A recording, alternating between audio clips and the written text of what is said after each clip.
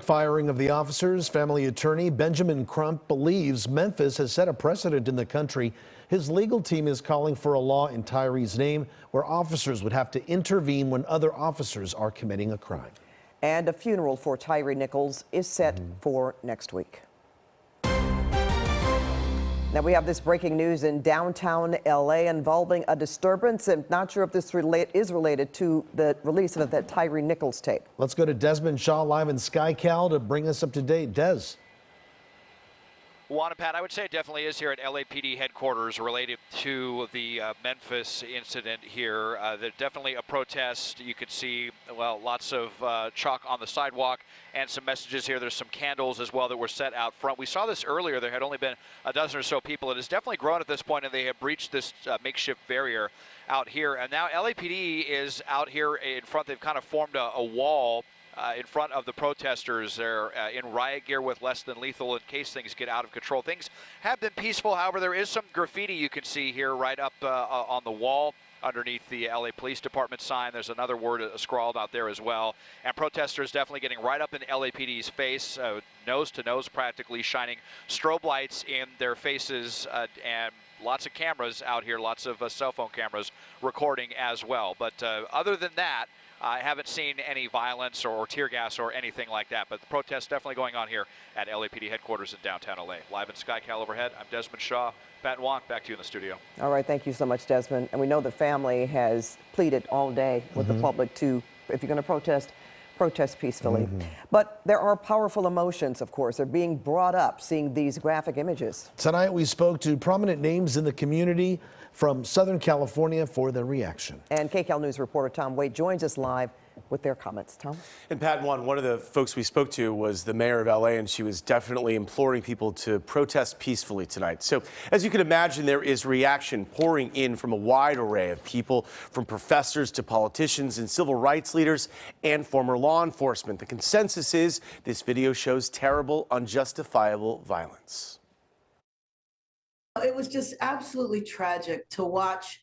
LA Mayor Karen Bass speaking out Friday night on the horrific beating video of Tyre Nichols. The lack of humanity.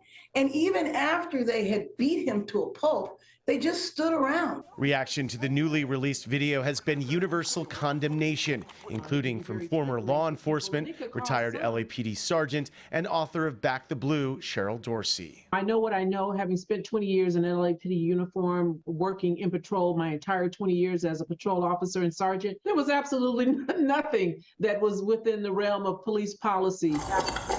Laura King, Rodney King's daughter, viewed the video as it was released, and it brought out a flood of emotions. I can hear it in his voice. He knew he was going to die. How do you, I don't know how to process that. The 5 officers involved, all black men, were fired and are now facing second-degree murder charges. It appears that when people put on that blue uniform, that becomes their primary identity.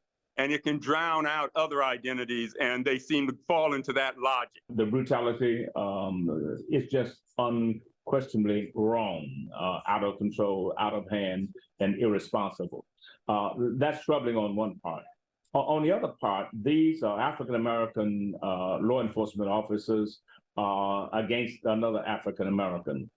That's troubling in and of itself, and it appears to be that there's no one in charge, or no one taking charge. There were 6 of them. It's just absurd, and they're on his back. This was way too much physical aggression. Mayor Bass says she knows Angelenos will find this difficult to watch and process. My message to Angelenos is that, you know, this situation has been going on for generations.